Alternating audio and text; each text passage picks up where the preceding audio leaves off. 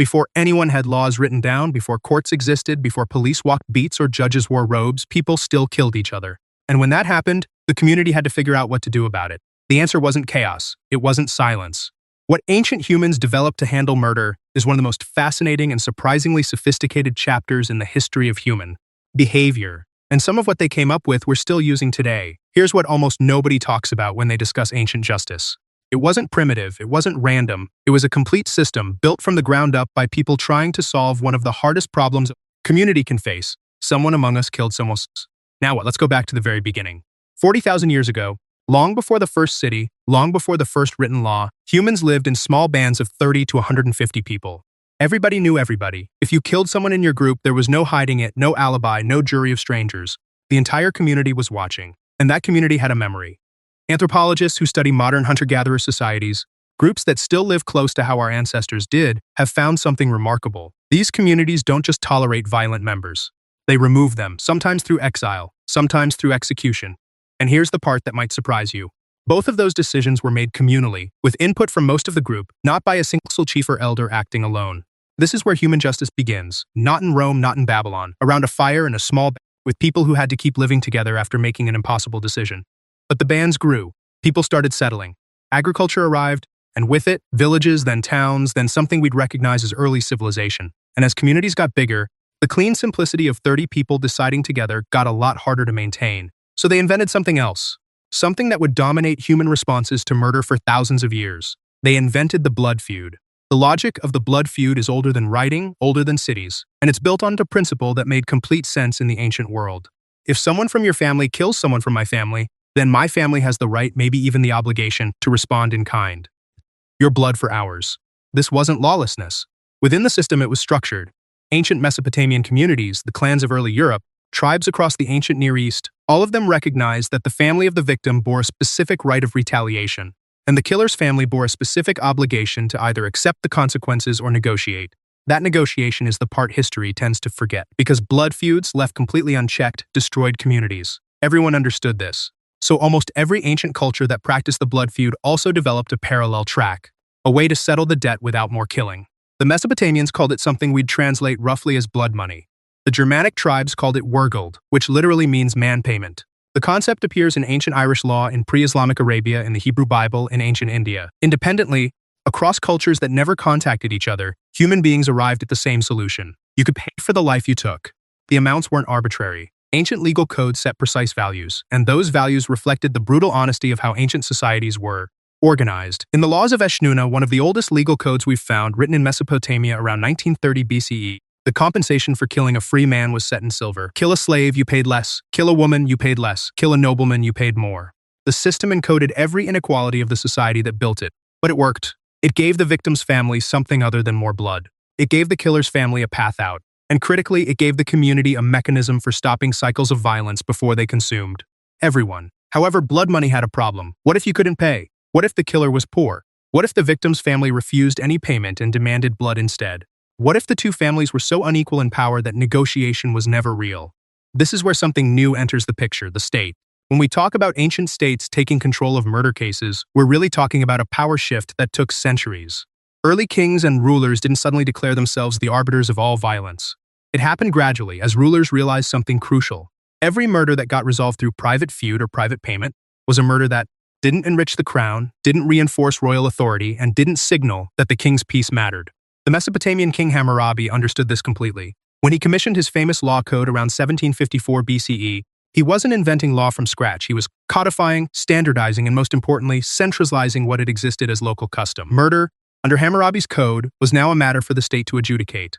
The famous eye for an eye principle wasn't about blind revenge. It was about proportionality, about setting a ceiling on retaliation, about making the king's court the place where justice happened. In ancient Egypt, murder cases went to state courts. Surviving papyri from the New Kingdom period give us actual trial records, testimony from witnesses, confessions extracted under interrogation, and verdicts handed down by officials acting in the pharaoh's name. The victim's family still mattered. Their testimony still carried weight, but the decision was no longer theirs to make. Greece took this further, and in Athens around 621 BCE, a lawgiver named Draco established something genuinely new, a formal distinction between intentional killing and accidental killing. Before Draco, the blood feud didn't much care about intent. You killed someone, the consequences followed regardless of whether you meant to. Draco's code said that mattered, that your state of mind at the moment of killing was relevant to how society should respond. This might seem obvious. It isn't. It's a philosophical leap that required the concept of individual moral responsibility, the idea that the person's inner intention is what determines their guilt, not just the physical act. That idea would eventually become the foundation of almost every legal system in the world. The Athenians also created something else we'd recognize immediately, a specialized court for homicide cases.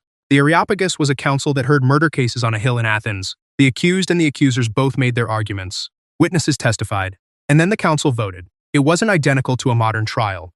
The procedures were different, the rules of evidence were different, and the punishments were different. But the structure, an impartial body hearing both sides and deciding, that was new.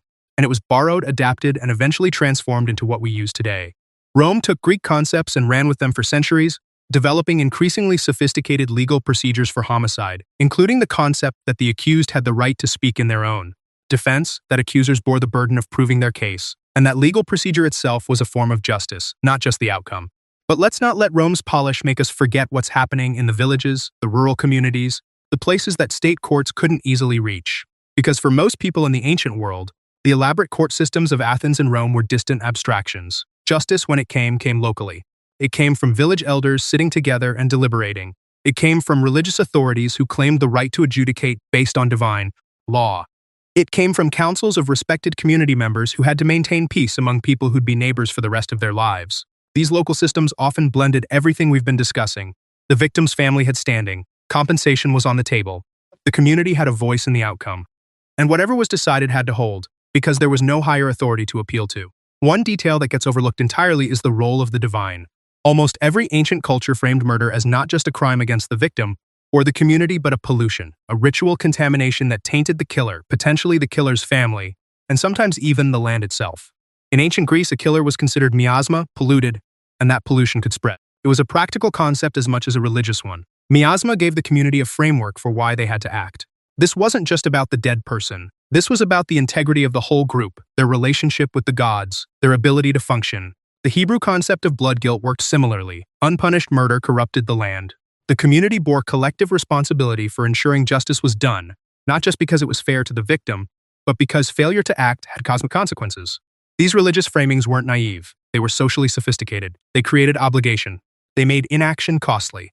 They gave communities a reason to handle the hard cases even when doing nothing would have been easier.